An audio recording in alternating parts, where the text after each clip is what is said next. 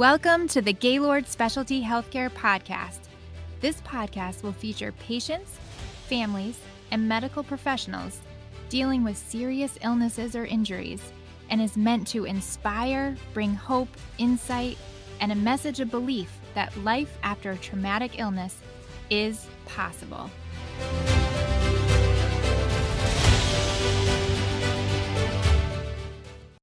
Hello, all, and welcome back to our Gaylord Specialty Healthcare Podcast. This is Meagan Palmer, occupational therapist, hosting the Think First series. And today we are here featuring Meagan Ricci. She is actually one of our newly VIPs, Voices of Injury Prevention, for the Think First program, who incurred a spinal cord injury, spent a lot of time doing rehab, and is now back on her feet again, which is a miraculous recovery. So Meagan, welcome to the show. Hi, how are you? Good. I want you to just tell our listeners a little bit about yourself, kind of where you grew up, what your passions are. Well, I'm Meagan, and I love cheerleading. That's one of my passions. I'm from Waterbury, 32-year-old. I'm a case manager for dual diagnosed clients in the community, but I didn't start there. I was an athlete in high school, and then I moved and transitioned to the college scene. And I definitely met different colors of like people and characters, and had different encounters that made me feel like helping people was something I wanted to do, especially because of my own life experiences. And so from there, I became the case manager I am today. And my injury occurred because I was doing my case management notes in my car for quietness, and I was on the passenger side of my car because my Kia had a safety feature on the driver's side, and I used the heated seats. So I fell asleep doing work, no seatbelt, reclined back, and I woke up in the hospital 6 days later. I found out that someone that I knew decided to take my car without my permission while I was sleeping and proceeded to go somewhere. They didn't make it 5 blocks before hitting a car at an intersection and then hitting a tree and leaving me behind. A pedestrian gave me CPR, and I crashed twice. They told my family I'd be brain dead because of the lack of oxygen, but I have a 3.5 GPA, so they were mistaken. And I broke my T3 to my T9 with a decompression of my T6, meaning that my T6 vertebrae was leaning against my spinal cord, causing the damage, and could have severed me if I wasn't sleeping. Sleeping saved my life. And so I had to decide whether I was going to get fused or not, and there wasn't really an option there, so I got fused for my T4 to 8 with a decompression T6. I wore my shell. I don't remember the name of my shell, but It's the TLSO. Yes, it's the thoracic TLSO. lumbar orthotic, sacral orthotic. Oh, yeah. So it's like a Ninja Turtle shell. Big, goes from your neck down to the bottom of your spine. Right, and everyone used to make fun of me because I would have it like super tight like a corset, but I mean, I just had to support myself because I'm trying to do crazy stuff when I wasn't supposed to. So I woke up, I was in a coma for 4 days. So I have a brain injury too that no one talks about because it's a miracle that I'm walking. But in reality, it's a miracle that I'm talking and I can go to school and function, because although I have a little bit of memory issues, which probably is contributing to medicine more than the brain injury itself, the fact of the matter is that I probably shouldn't even be able to talk. So I overcame both of those situations, which was great, and God is good for that. And came here on the 15th of May and started my recovery with you and Tim and BJ and everyone else. Yeah, I was actually your therapist too, Yes, right? you were. I don't know. I'm wondering, I'm sure some of our listeners are, how did you sleep through an accident like that, or that someone started driving your car? I don't know. I was a heavy sleeper. I always have been. I worked 3 jobs. I scheduled days off. So I worked 29 days a month, and I scheduled 1 day off to go to church, really, and see my mom, who's passed away. So I visited her. But other than that 1 day, I worked every day of the week. I had, like I said, 3 jobs. So I probably slept 5 hours a day, if that, ran on coffee and energy drinks. So, like I said, I fell asleep doing my work. The intention wasn't, I own a home on a dead end. So I was in my driveway. The intention was like, I'm Italian, so everyone comes over the family house and it's big and everyone's loud and stuff. And I could have went to my condo, but it was across town. So why? I have a room here. But I had to do my work. So I went outside to do the work. The intention was never to drive away or go anywhere or fall asleep in the car. It just happened. And I have a bad habit. I've always had a bad habit. I loved my car. I was always in my car. So I've always had a bad habit of falling asleep in my car. I'm comfortable with that because I worked out of my car. That's what case managers do. So I'm a traveler. So, I guess it was easy to fall asleep in the car because I've done it several times before. As far as sleeping through, I'm a heavy sleeper. The car was a 2017, so it rode smooth till you hit something. I don't think that I was asleep the entire time. Like, I don't remember anything except waking up in the hospital, but they said I was combative with first responders. I was combative in the ER. They had to sedate me, and then I was in my coma. So I think that your mind tends to block out trauma and block out things to survive, and I think that my mind decided to not preserve those memories because they weren't pleasant. I also think that it happened fast enough that my awake response didn't happen fast enough. And I think that I hit my head really hard. That knocked me out. So if I woke up, I was knocked out. I think that when I did respond, it was off adrenaline, like being revived. Probably made me combative. I was shocked back to life. I don't remember any of that. I do remember hearing my mother and grandmother, who had both passed away, just rushing me. So we all joke in my family that everyone has a Meagan tone because I tend to be me. And so my mother would always have like this tone, like, you're going to be in trouble tone. So eventually it was like, come on, Meg, let's go. Hurry up, Meg. She hated being late. And then it was like, Meg, let's go. Hurry up. Like she was like really urgent. You can hear the urgency and the like, we're going to be late kind of thing. And my grandmother just soothing her like, she's coming, Lucy, she's coming. So I don't really know what that was about. I don't know if it's my subconscious, making it up. I am a religious person and a person of faith. So I believe that they were pushing me to stay where I was so that I could be revived. So I always joke with people and say, I was too bad for hell. The devil didn't want me and God wasn't ready for me yet. So I got sent back here. That's why I could pass away so many times and come back. Have a lot of good work left to do. But I do believe that, I think that it was just a way to protect myself that I stayed asleep in the whole incident. And even in the coma, even with pain, I don't remember feeling pain. I'm sure I was given a lot of medication. Yeah. But I think I feel more pain now than I do then. And I think that pain is a welcoming burden because I know how it feels to not feel anything. So pain is welcoming. Damn, I wish I had my phone. I texted someone the other day. I said, I've learned to welcome pain because I know how it feels to not feel anything at all. And so pain is a welcoming burden because it makes me realize that part is coming back or it's alive. I can feel whatever. And you're talking about because you were paralyzed. Right. I was paralyzed from T7 down. So I couldn't feel my hips, my stomach, my legs, my feet. I was totally paralyzed. I felt the muscles, but nothing moved. That's an Asia B. Then there's C, D, and E. Usually people don't make it to E, but I did. No, that's the classification of spinal cord injuries, right. Correct? So B means that you can somewhat have a sensation of feeling but not move. And you don't really have sensation when people touch you feeling. You just feel inside of you, I guess. C is when you have a little bit of sensation and movement, but you can't walk or do anything productive. D is you can be ambulatory with a device. And by ambulatory, they mean hobble. You don't have to really walk. Unsteady, yes, but anything. Able to ambulate. As long as you're moving an inch forward, it's considered walking.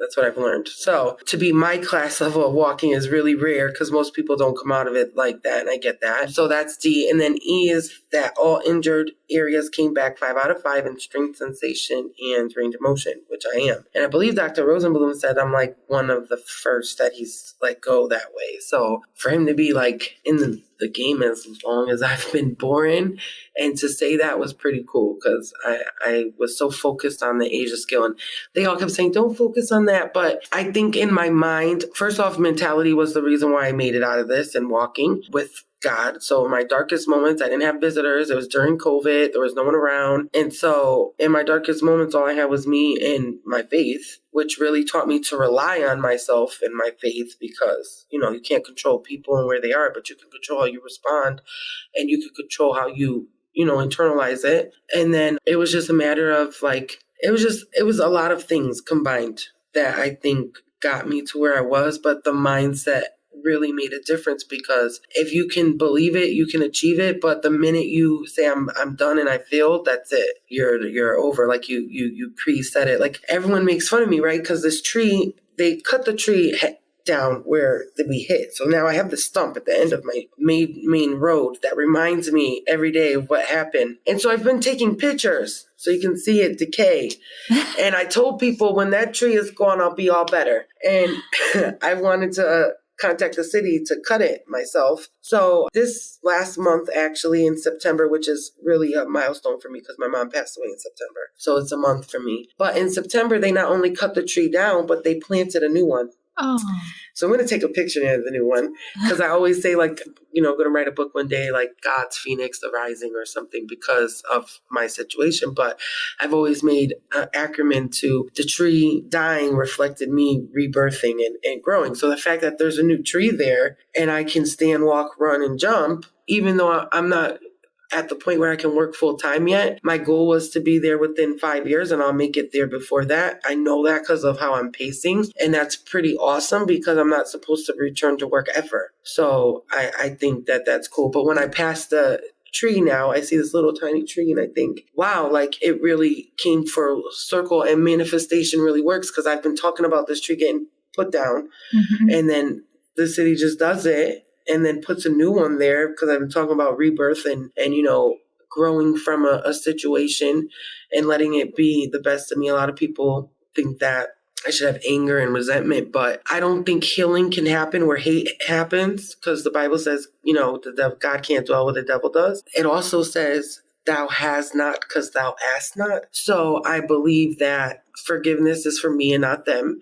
And in order to heal, I can't hate. So I had to pick one. So I picked healing, of course, because hating you doesn't help me at all. And everything I've asked for, I've received, because I believed it was coming. And I made it happen because I believed it. Like, I truly believe that's how I got better. Now that whatever you're saying that does not come easy.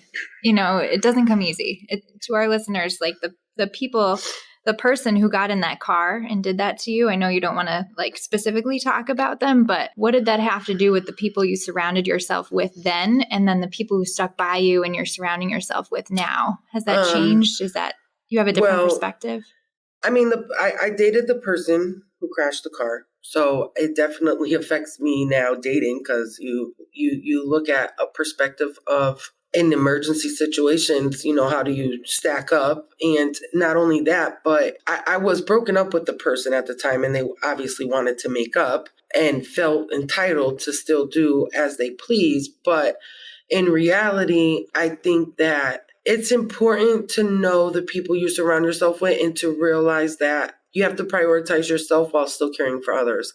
I was always someone who took care of everyone around me, but no one took care of me. And not that they didn't want to, I just didn't allow it. I was very independent, very headstrong. My mother raised me to be the head of the family because I was the oldest born. And even though she adopted older than me, that's not what was happening when she was raising me. So she raised me the way she did. And so I was just very headstrong.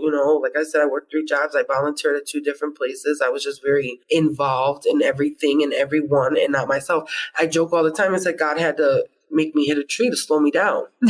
and people like laugh like that, and they're like, you can't be. And I'm very serious. The only way he was going to stop me at that point was to stop me physically, because I was so involved in everyone else and everything else. I wasn't even working towards what I wanted to do.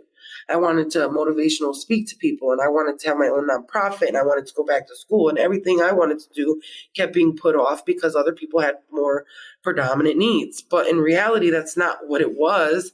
It was just my character. And so this situation taught me a lot about having that character, but also providing that person to myself, like how I am to everyone else, to care for myself that way. And this situation taught me that the only person there is going to be God. I have supports. They are not the same, because a lot of people showed me their true colors. Handle when they know that you're this strong, independent person, and now you're knocked down and in a wheelchair, and how do I look at you?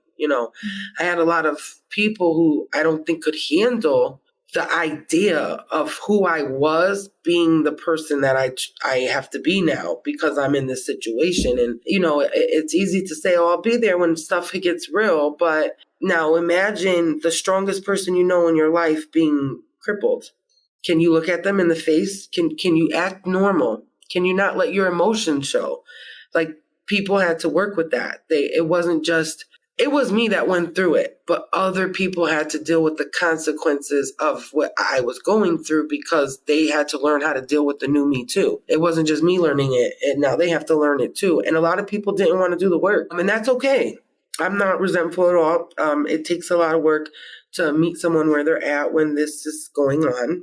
And I think that what people don't realize is, like, for me, I was set on walking because I had to be strong, right? So I didn't want to go home in a wheelchair. I didn't want to go home using a device. I want to go home needing someone to help me in the bathroom. And what people don't realize is you take that for granted. Like, you get up every morning, you complain you got to go to work, you complain about the traffic that you're sitting in. You complain because the shower's not hot enough or whatever the case may be. But the fact is, you get to sit in the shower by yourself and you get to dilate the water. And I remember having showers where they wouldn't make the water hotter because you can't feel, they say. Well, my upper body feels and it's cold. But they don't. They have to be within their guidelines and their safety. When people are caring for you, it's not the way you care for yourself. And so it's just, it is a humbling experience when you go through it. And I think it's important that, there's that saying, well, when your friend jumps off the bridge, are you going to follow them? And people don't even realize, like, you set yourself up to follow them. You say no, but you're already on the bridge.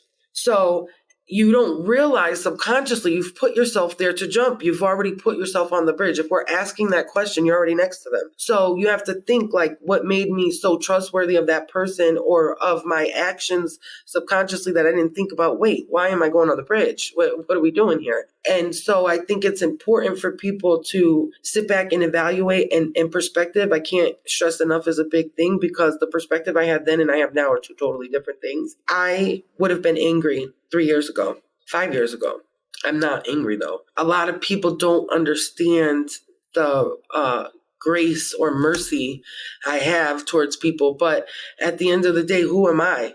I'm a sinner just like you. I'm not perfect. I've done things that I'm pretty sure God isn't okay with. And I'm not going to judge people. It's not my job. My job is to help people to realize their potential, to realize their choices, and to help them get where they want to go. My job isn't to judge you. That's what God does. So I pray that the person who did this leaves jail, because they're in jail.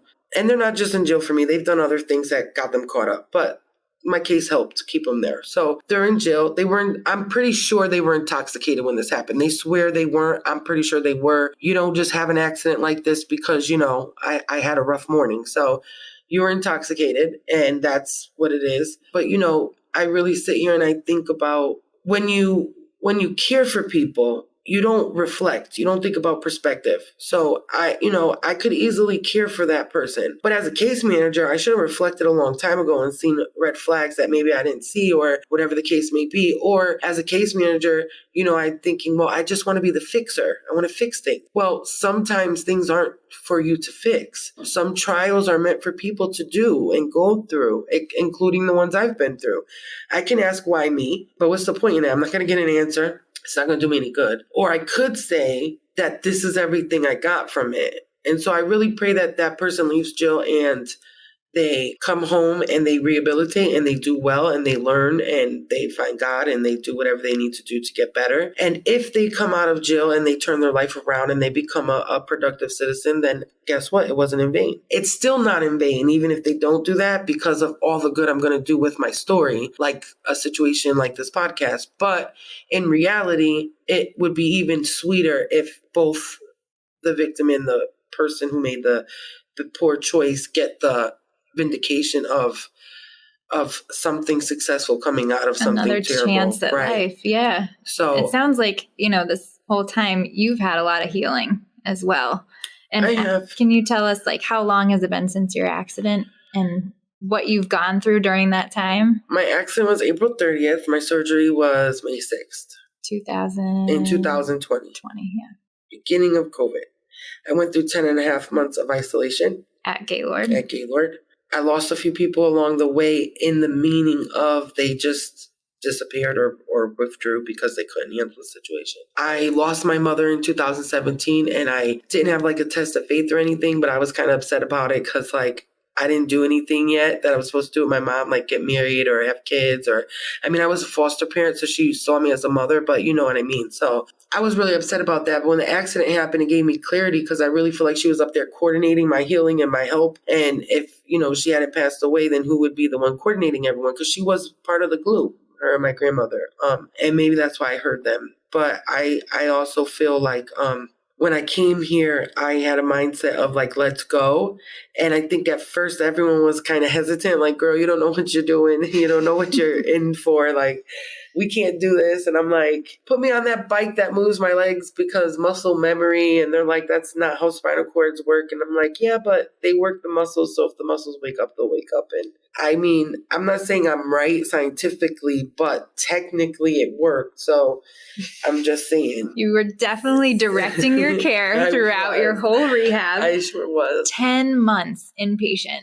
Yeah. That's a significant amount of time in a facility. And you went home after? Yeah, I did. By day 35, I was stepping with weight off. Day 78, I walked my first 100 feet with a walker. I want to say 4.5 months. And I was introduced to the crutches. That was a feat. It took them another 3 months, I think, maybe 4, to let me walk with them without anyone, like in the hallways and stuff. It was really hard getting rid of my chair. I couldn't get rid of it because no one wanted me out of it. And then when I finally got out of it, it was hard because I have to build the endurance to do all the stuff I want to do because I never sat still here. I did a lot of my own therapy in my room. Some of it was like directed and helped, and others I probably did like and asked for forgiveness later, like, oh, I did this, and oh, you shouldn't have. Well, I did it. Sorry. So I had a lot of those moments. You were quite a treat as a patient. I was a handful, and I think that it was important. I want to say that something that stuck with me here is my mother used to raise me like nothing was like ever like good enough because I'm the oldest, so you got to be like always going after things. So it's not that she didn't like acknowledge anything. It's just like, okay, that's great. Now what's next, right? So I was built with this attitude of like, okay, you graduated high school 6 months early, but you got to get a degree. And you can't go to college. It takes too long. You got to go vocational school. So I went to vocational school. And then it was like, okay, you're a CNA, but now you have to get management because that's not enough. Like my mom always pushed me. You did the same thing in rehab. And so in rehab, I did the same thing. And I remember, I'm not sure if it was you or Tim, but I think it was both of you. We had a conversation one day where it's like, I would like to see you happy once in a while and celebrate your success because as a therapist, it makes me feel like, we're not doing nothing for you if you're not happy at what's happening. Like, Well, you would take one step and you'd want 2. Yeah. And you'd take 2 steps and you'd want 5. That's right. And then you'd go 10 feet and you wanted 20. So like every time you did something, there was always a push to get to the next level. And that is why you're walking today, Meg. Right. But that's a tribute to your personality. Absolutely. But that conversation really made me realize that you need to take time to reflect and like pat yourself on the back for what you do. I think that that's a reason why that a lot of people get caught up in recovery or in life in general is because, we tend to add up all, everyone says you can do 100 good deeds, but they only remember the one mistake. Mm-hmm. And that's true. And so we do that to ourselves. It's like, yeah, well, you could have did this, but you did that. And you should have did this, but you could have did that. And so for me, it was like, okay, yeah, I'm standing, but I need to walk. And now I'm walking, but I need to do it without a device. And now I'm doing it without a device, but I need my balance together. And I still, to this day, am that hard on myself. But that conversation made me realize that it's okay to take a moment and reflect and be thankful or be happy or not just be grateful or show gratitude to God, but pat yourself on the back and be grateful just to embrace what you already have achieved and have, because, you have to stay humble and not, you don't want your passion to turn into greed. So you want to be able to acknowledge what you're gaining, or it's not worth gaining at some point, and you got to, if you're doing it for yourself, you should acknowledge it for yourself. Like it shouldn't be I need to do. And I think that's what, I was told I wouldn't walk in the hospital. And I'll never forget the nurse saying, well, I'm glad you have faith because you're going to need it. it's going to be a long road. And I'm like, yeah, I know. And like, I don't think she meant it in the way I took it, but I took it very like, wow, like, they really don't. And I remember calling my bishop, like, they really don't think I could walk. And I remember calling my bishop, and I'll never forget that. I said this. I said, Bishop, I don't mind worshiping him from a wheelchair, because my aunt was a spinal cord injury. She lived a full life. She was a severed spinal cord injury, lived a full life in a wheelchair. I have a handicapped van at home right now that I could take the driver's seat out of, and someone could go, and there's a ramp and they can drive in, lock in, and drive. So I knew life was possible in a wheelchair. And so I think I was upset because it was like, you don't know, like the hardware hasn't even set in yet. How do you know what I could do? And who are you? Like, that's not your choice. Medicine is here to help us. God gave us all these tools. Absolutely. But at the end of the day, it's really up to God and yourself. And I do believe, the Bible talks about healing powers that we have. I believe that mind and manifestation matter. And so you can heal yourself. Like when you speak it into existence, when you believe it internally, it really works. And obviously I'm living proof. I mean, some people, I talk about energy and stuff, and I don't want to talk to you because you're messing up my energy or my vibe. And they didn't understand that. Or what are you practicing witchcraft? No. We didn't call it witchcraft when God gave Moses the staff that part of the Red Sea or turned into a snake. Like, I just believe that the energy around me matters, and the energy I give off and I keep in matters. And so, when I was here, that reflection or that need to reflect really mattered, because I had to, in the hard times, I had to be able to say, yeah, but look at all that you've done. Because when you get set back, you think about the setback. You're not thinking about, well, even set back, I'm still further than they said I would be.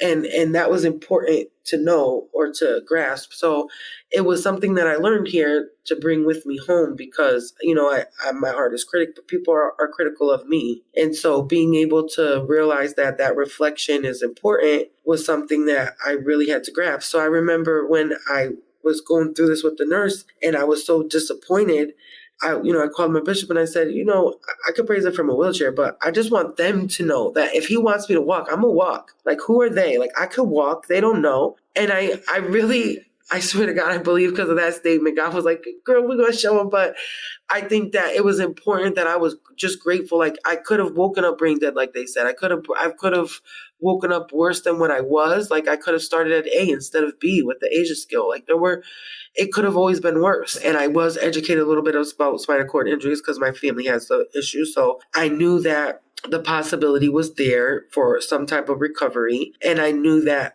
regardless, you can have a full life sitting down if that's what you wanted to do.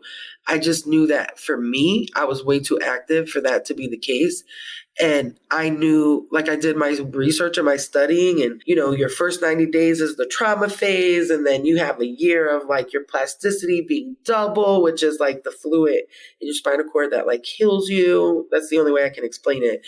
And so, I'm going through all of this research and understanding. And it's like, okay, so for me, everything was like, we got to get it done in a year, or we got to get it done in 90 days. And they're like, you're not even supposed to move for 90 days, like, relax.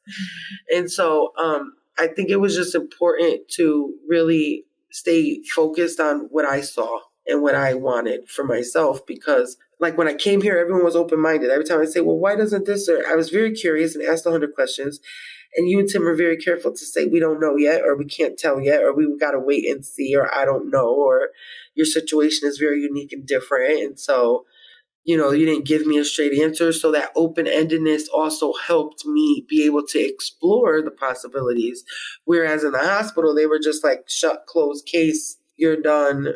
No. And I think knowing your rights in a situation is important. Like, you have the right to deny medical care of any kind. So when they want to put you in a convalescent home, you can say no. When they want to put you in a group home, you can say no. When they want to send you home without homemakers or you could say no. Like, you can advocate for yourself. And it's important to know that if I didn't, like you said, be proactive in my recovery, I wouldn't be here. I wouldn't have got 10 months at Gaylord. I wouldn't have got money follows the person, which you can get after being hospitalized or inpatient in any facility. So when you switch facilities, that still counts. Like, nobody, and if I wasn't a case manager, no one told me this when I got here. Like, it's important to know your rights and to ask questions and to find out what you can do, because coordinating your care is important. And you might get someone who's passionate about their job, but no one's going to be more passionate about your care but you. Mm-hmm. And it's important to be involved. It's important not to check out. I remember when I wrote a paper for my English class, I said, I remember going into the gym the first few days, and it was so sad. Everyone looked defeated, like they already accepted their fate. And I remember looking around in the room thinking, I refuse to let this be the reason that I'm held back from what I want. So I tried to do everything they said I couldn't do because I'm stubborn. And if you tell me what I can't do, I'm going to do it anyway. And now you're out there influencing our youth. You did your first presentation for Think First last week. And what are your messages to the kids? How can you help them make better decisions so that they don't end up in a situation similar to yours? My favorite motto is, impossible is only the task at hand. Saying I'm possible, you're just reading it wrong. If you write impossible and I'm possible, the only difference is space. So be aware of it. I find that to be something that really motivated me through my recovery. Choices. You can't control what everyone else does, but you can control how you respond. And there is no mistake. There's poor choices and there's good choices, and there's lessons and blessings. So depending on how you decide to, take in the what you're going through is how it's going to affect you. So it could be a lesson. You might not learn the lesson first time, so it's going to come around a few times. So it's just pay attention. Or it could be a blessing. And like a lot of people say, well, what, the accident was a lesson? No, it was a blessing because it showed me a lot of things, gave me a lot of insight for self, for others. It gave me a lot of ability to be able to get my messages across. Like I've always felt this way, but I never had something that could be related to people or everyone. I have a history I could talk about before my accident, but maybe only the urban crowd or the younger crowd can relate. But now this situation, my older clients and my older people and people who don't relate to the other lifestyle I've lived can relate to this one. So it just gives me a broader platform to be able to reach people. And so I let the kids know that it's important to be in tune with that, like be in tune with what you can learn from others and also be aware of like the other choices that they're making and that you don't have to make those same choices. Like I didn't choose to be in this accident. I mean, I was a passenger asleep, but I chose everything after that. I chose whether I got up every day and tried. I chose whether I put my best foot forward or did I just do the bare minimum. I chose whether to embrace the pain or look at it as a burden. And again, it's perspective. You can see the cup half empty or half full. I had 20, I remember in one of the presentations to the kids, I said, I had over 20 friends. 10 and a half months I was in Gaylord. Asked me who visited me. Asked me how many people stopped calling. Phone calls are free, So remember that when you go out with your friend to do something that's probably stupid or you probably know you shouldn't do. Or remember that when you want to make a choice that's maybe a explosive choice instead of a reactive choice. And a reactive choice takes a chance for you to reflect and have a perception of both sides of the coin. And I think it's important that, they know that anything is possible. You have to put your mind to it. And there's this saying that Einstein says, he says, imagination is the preview to life's coming attractions. I love that saying because it's true and it relates to faith, right? What is faith? It's the absence of things not seen. And so people aren't going to understand my faith and my way of healing because they can't see it. It's not something you could pick up and physically read. There's no manual. Same thing with faith and what you believe, what you see in your imagination. There's no manual. There's no, blueprint to your imagination where people can look at it and say, I understand. There's going to be a lot of things people say, you can't do that. Are you crazy? You know how many people said I couldn't run? Well, I run. I couldn't jump. Well, I jump. I can't lift. Well, I lift. Did you play in the snow yet? Yeah, I did with my dog. That was one of your biggest goals. Right. And every time I do something, there are times where, I even think about like the therapist or I think about the times that I had here, like, wow, like just this morning, I was walking my dog. I walked down 3 steps with him in my leash with holding no railing. Like, wow, I worked for this. Like, this was the goal. Like, you appreciate every little being able to, clean or being able to do something, being able to lift the 50-pound dog bag into the carriage that, I wasn't supposed to be able to do. Can I do it every day yet? No. But the fact of the matter is those days are becoming more and the days of can't are coming less. And can't means won't. So my body won't work sometimes, and that's okay. But those days can be lessened by my actions, again, choices, to better myself and my health and to get there. I joke with the kids, I said, learning to walk was easier the first time when you were closer to the ground and less inhibited. But I appreciate it more this time because I understand the work. And, there are times where I'm walking. I have sandals on today. Never would have thought that. Or I walk barefoot. I've taken my shoes off to cheer with the kids and teach. I made a dance, a whole 7-8 counts, and taught it. And there's a move, I wish they could see me, where you cross your arms or you cross your legs and you're in a T and you turn and you spin. I taught that. I mean, I had to time it right on a better day. But the fact of the matter is that I choreographed and taught a dance that I should never have been able to do, but never say never. So I want the kids to understand that what you want to be and what you see people aren't going to agree with all the time. And that's what makes it even more, you need to go get it. That's what makes it more, you need to go after it because they don't think it can be done and you see it. Like that's what God put in your mind for you. So it's not meant for anyone to understand. And I think that if we don't go after our dreams, then we're just living to survive. Without risk, there's no reward. And there's positive risks and negative risks. Make sure the risks you take are positive because then you get better outcomes. And I'm sure there's many more things that I could, come up with and think of. And I'm sure as I talk to the kids, I'll have more and be more organized. But I really feel like it's important for them to understand that their choices matter and they do have a choice. And there's not going to always be an adult around or that the situation isn't always going to be the standard one. And you're going to have to improvise and to go with your gut because your gut's usually right. Well, Meg, you are going to have a profound impact on so many people, students and adults. And you're going to take your story in very far places, I'm sure. I hope so. And I was just blessed to be in your presence and be part of that journey while you were here. That was I was blessed for really inspirational. I think that everything happens for a reason. So I hit the tree at the right time and I had the right counselors, right? Tim picked me or you picked me and it could have went any other way. I was a sassy person. I could have got someone who was not able to keep up. I mean, there were therapists who are to this day still worried about what I'm capable of doing here because they're like, girl, you do too much. I can't. And that's why I'll only see certain ones or I'll only work with certain ones because listen, girl, we got to break out of the box or come on, guy. So, I think that that's important is that when I got a scholarship called the Lemonade Grant, it was to write about something that happened to you. When life gave you lemons, you made lemonade. And I thought this was so me, right? And I remember writing in my letter more about the community around me. And it was the people I didn't expect. Even on days still, like my mother's anniversary, I came here. I was here because this is where I feel the support and the love. And this is where I can be vulnerable. I can't be vulnerable out there. And that's why I had to walk out of here because being vulnerable in the real world was never an option for me. But it matters. Your team matters. So, sometimes people are in your life for a season. So you have to remove them. Because their season's over. Life is like a tree. You have some roots. Very few people are roots. Those are the people you hold on to. Then you have leaves. They come and go in seasons quick. They're only there for one reason, to teach you something or to bring something to your perspective and knowledge, and that's it. And then you have branches, and the branches you have to watch out for because they seem reliable. See, I had a lot of branches. They seemed reliable, like they were there for me, but they broke.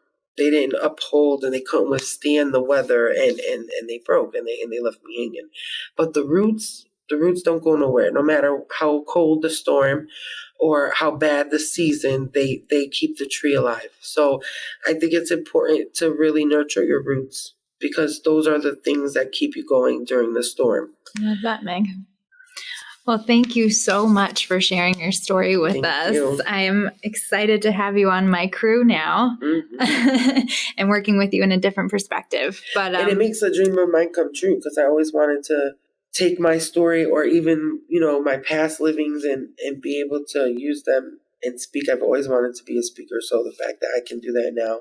Well, this is definitely going to be used in a big way, in a national way. Think First National Association also promotes this podcast too. So you've made it big.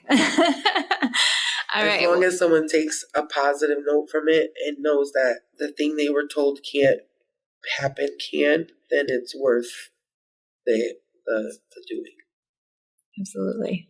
Well, thank you everyone for listening to this podcast with our featured presenter, Miss Meg Ricci. We hope to see you for our next one. See y'all soon. Thank you for tuning into the Gaylord Specialty Healthcare Podcast. We hope that you will join us again to hear more stories that bring hope, insight, and a message of belief that life after a traumatic injury or illness is possible.